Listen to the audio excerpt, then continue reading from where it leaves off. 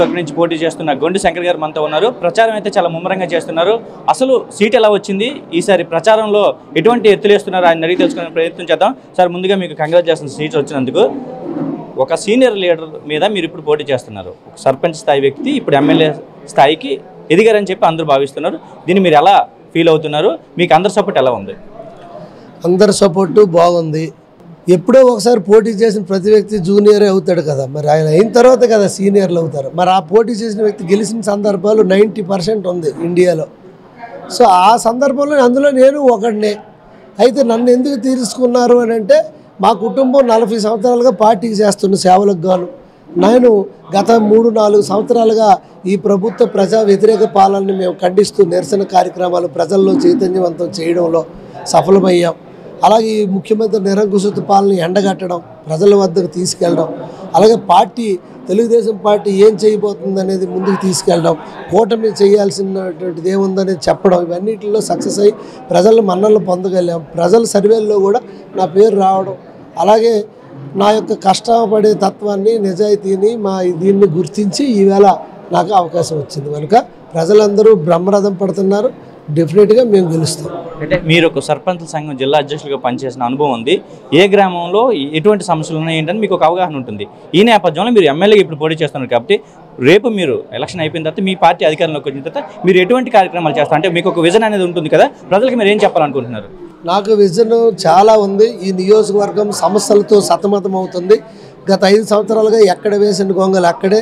మంచినీటి సదుపాయం కూడా ఈ నియోజకవర్గంలో ఎడారిలాగా ఉన్న విలేజ్లు బోల్డ్ ఉన్నాయి. కనీసం లో వోల్టేజ్ సమస్యతో కిరోసిన్ బుడ్డి కంటే దారుణంగా వెలిగే లైట్లు నడిబొడ్డులో కూడా ఉన్న పరిస్థితి. మురుగునీరు అయితే హ్యాండ్ బోర్ వల్ల డ్రైనేజ్ అవుట్ అవ్వకుండా ప్లాట్ఫామ్ మీద కూడా స్టాక్ అయిపోయి జబ్బులు వచ్చే పరిస్థితి. ఎక్కడ కూడా మురుగునీరు సమస్య, తాగునీటి సమస్య శివారు గ్రామాలకు వెళ్ళక ఇంకా అధ్వాన పరిస్థితిలో ఉంది. అలాగే రైల్వే స్టేషన్కి వెళ్ళే రోడ్డు నరకం యాత్రలో ఉంది. ఇక్కడ బ్రిడ్జ్ ఏదైతే మబగాంకి వెళ్ళే బ్రిడ్జ్ అదే అనంతకాలంలో అయిపోయింది, అదొక సమస్య ఉంది. అలాగే ఇక్కడ స్టేడియం కోడిరాము స్టేడియం అర్ధాంతరంగా అయిపోయింది, దాన్ని కంటిన్యూ చేయలేదు. అలాగే రక్షిత మంచినీటి పథకాలు అవి కంటిన్యూ అవ్వట్లేదు. అలాగే లిఫ్ట్ ఇరిగేషన్ అక్కడ కలిగిపట్నం ఎత్తిపోతల పథకం అది ఆగిపోయింది. ఎక్కడ చూసినా ఇక్కడ మురుగునీటి శుద్ధి చేసి నదిలోకి వదిలేది అది ఆగిపోయింది.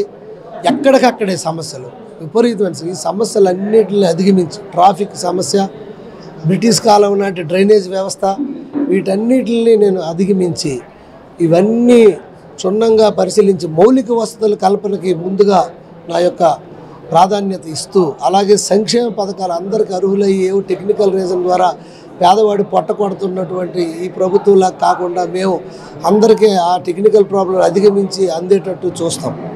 అలాగే ఇదే కాకుండా రేపు రానున్న రోజుల్లో నేను కూడా ఎవరైనా పేదవారు చనిపోతే దహన కార్యక్రమాలు చేసుకోలేని పరిస్థితి ఉంది.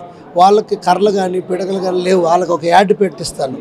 ఆ యాడ్ ద్వారా వాళ్ళకి పేదవారికి అంతిమ క్రియల్లో కానీ, అలాగే ఫేజర్ బాక్సులు లేవు కొన్ని కోస్టల్ ఏరియాలో, ఆ ఏరియాలో ఫేజర్ బాక్సులు అవన్నీ మండలం కోటి చొప్పున టౌన్లో ఒకటి అరేంజ్ చేయడం, 2 మండలాలు టౌన్కి 3 అంబులెన్సులు, అలాగే 3 వాటర్ ట్యాంకులు ఇవన్నీ పెట్టి నా సొంతంగా నేను కూడా ఒక ఇచ్చేయడం. అలాగే ఈరోజు ఏదైతే తెలుగుదేశం పార్టీ కూటమి తరఫున మేనిఫెస్టో అనౌన్స్ చేశారో అది ఈ భూమి మీద ఉన్న అన్ని రంగాల్ని ఏ ఒక్కరిని వదలకుండా రంజకంగా తయారు చేసినటువంటి మేనిఫెస్టో. ప్రజలందరూ డెఫినెట్గా సుఖ సంతోషాలతో ఉంటారు. ఎందుకంటే మా నాయకుడికి పథకాలు ఇవ్వడమే కాదు, సంపద సృష్టించడం కూడా తెలుసు.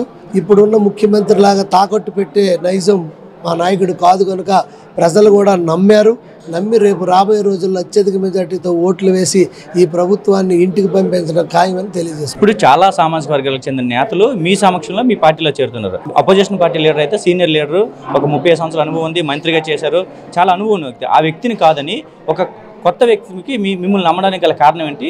శ్రీకాకుళం పట్టణంలో కూడా ప్రధాన సామాజిక వర్గం చెందిన వ్యక్తులు కూడా మీ కుటుంబం కూడా మీ పార్టీలో జాయిన్ అయ్యారు. జాయిన్ అవడానికి తెర వెనుక ఏం జరిగింది? మీరు వాళ్ళకి ఎటువంటి హామీలు ఇచ్చారు? ప్రజలకు మీరు ఏం చెప్పాలనుకుంటున్నారు?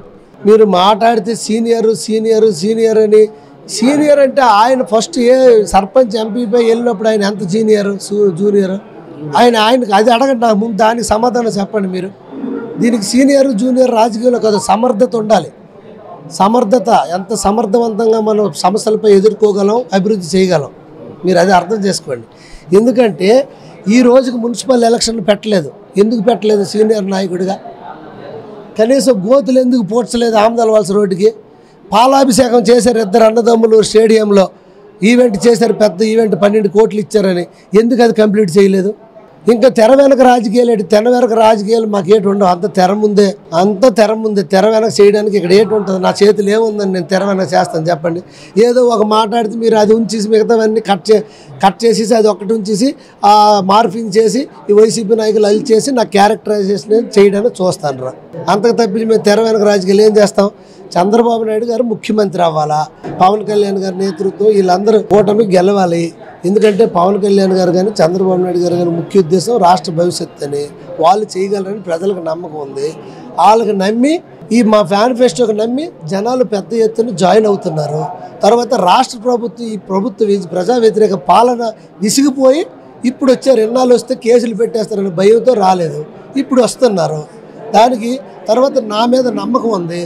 మేము మాయ మాటలు, బురుడి మాటలు, గారిడి మాటలు చెప్పి మూలపేటలో 3,000 కోట్లు 3,000 కోట్లు ఎవరికి కావాలంటే? శ్రీకాకుళంలో మురికి నీరు తీయలేదు, నువ్వు మూలపేటలో 3,000 కోట్లు ఎవరికి కావాలా? ఈ ఎలక్షన్ ముందేమి 10 రోజుల ముందు నువ్వు శంకుస్థాపన చేసి ఎలా నదులు కలిపాను, ఆకాశం భూమి కలిపేస్తాను, ఆకాశం మీద నేను బ్రిడ్జ్ కట్టేస్తానంటే నువ్వు మపకం బ్రిడ్జే కలెక్ట్ చేసుకోలేకపోయావు. మూలపేటలో 3,000 కోట్లు ఎందుకు? ఇవన్నీ కళ్ళబోలే మాటలు, మాకు అవి రావు. చంద్రబాబు నాయుడు ముఖ్యమంత్రి చేయాలా, అలాగే ఒక మంచి యువకుడినైన నన్ను మార్పు కోరుకుంటుంది ఎప్పటి నుండో శ్రీకాకుళం. యువకుడినైన నన్ను ఎమ్మెల్యేగా చేయాలి, అలాగే యువకుడైన రామ్మోహన్ నాయుడు డైనమిక్ ఎంపీని ముచ్చటగా 3వ హ్యాట్రిక్ దిశగా ఆయన గెలిపించాలని ప్రజలు నరేంద్ర మోడీ గారి నాయకత్వం రావాలా. దేశం అభివృద్ధి ముందుకు దూసుకెళ్తుంది. 5వ ప్లేస్లో ఉన్నాం ఆర్థికంగా, రేపు 3వ ప్లేస్కి కూడా వెళ్తాం. ఆ వచ్చిన ఫలాలను మనం అందుకోవట్లేదు, ఎందుకంటే కేసులకు తాకట్టు పెట్టాం గత 5 సంవత్సరాలు. అలా కాకుండా ఇప్పుడు అభివృద్ధికి తాకట్టు పెట్టి మేము ముందుకెళ్తామని కూడా నేను తెలియజేస్తాను. అభివృద్ధి కోసమే మేము అంకితమయ్యి చేస్తాం దాని ఉద్దేశం. ఫైనల్గా ఒక క్వశ్చన్ సార్, ఎలక్షన్లో గెలవాలంటే పోల్ మేనేజ్మెంట్ ముఖ్యం. టీడీపీ మరోవైపు జనసేన, ఇంకోవైపు బీజేపీ, ఈ 3 పార్టీలను కలుపుకొని క్యాడర్ని ఏ విధంగా మీరు మొబిలైజ్ చేస్తారు? అసలు పోలింగ్ రోజు ఎలాంటి పరిస్థితి ఉంటుందని? పోల్ మేనేజ్మెంట్లో నేను దిట్ట, అలాగని అనకూడదు. 2004, 2009, 2014, 2019 4 ఎలక్షన్లోనే అమ్మ లక్ష్మీదేవి గారు గుండాపల్లి సున్న వెన్నంటి ఉండి మా భుజాల మీదకి ఎత్తుకొని మేము పార్టీకి నిబద్ధతతో పనిచేసాం. 40 ఏళ్ళుగా పార్టీలో మేము ఉన్నాం. మేము సర్పంచ్గా 1981 నుండి ఈ రోజుకి కూడా ఓడిపోవట్లేదు.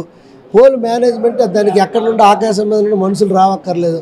దానికి కూడా ఏం 30 సంవత్సరాలు కలెక్టర్ అయ్యి జిల్లాను కంట్రోల్ చేయట్లేదా? దానికి నువ్వు కొత్తడు వెలగొచ్చాను, సీనియర్లే ఉండాలా, 60 సంవత్సరాలలో ఉండాలి జిల్లా కలెక్టర్లుగా? చెప్పండి. అంటే సమర్థత అవసరం, టాలెంట్ అవసరం, అది కావాలి. అది మాకుంది. మాకు సైనికులు ఉన్నారు, జన సైనికులు ఉన్నారు, బీజేపీ కార్యకర్తలు ఉన్నారు, తెలుగుదేశం కార్యకర్తలు ఉన్నారు. ఎంత పెద్ద కూటమి, నేను ఒక్కడిని కాదు. నా వెనక నరేంద్ర మోడీ గారు, పవన్ కళ్యాణ్ గారు, చంద్రబాబు నాయుడు గారు ఉన్నారు. అంటే వాళ్ళు ఉన్నారంటే అన్ని పార్టీ వాళ్ళు ఉన్నారు. ఎలక్షన్ సజావుగా సాగుతుంది, ఎక్కడికి వెళ్ళిపోదు, ఎవరు ఎక్కడికి వెళ్ళిపోతారు. సో ఇదేం జరగదు, అన్నీ శుభ్రం జరుగుతాయి. మాకు ఆ సమర్థత ఉంది, మేము చేసుకోగలమని తెలియజేస్తాం. అయితే మనం చూసుకోవచ్చు, స్థానిక సమస్యల మీద అవగాహన కేవలం శ్రీకాకుళం నియోజకవర్గం కాకుండా జిల్లా మొత్తం కూడా అవగాహన ఉంది, పనిచేసే కెపాసిటీ నాకు ఉంది, సమస్యలు ఏంటో నాకు తెలుసు కాబట్టి ఆ సమస్యలు పరిష్కరించే దిశగా పనిచేస్తానని చెప్పి శ్రీకాకుళం నియోజకవర్గం ఉమ్మడి అభ్యర్థి గుండెశంకర్ అంటున్నారు. ఇది ప్రస్తుతం ఇక్కడ ఉన్న పరిస్థితి. కెమెరామెన్ నాగుతో నరేంద్ర, సిటీ 99 శ్రీకాకుళం.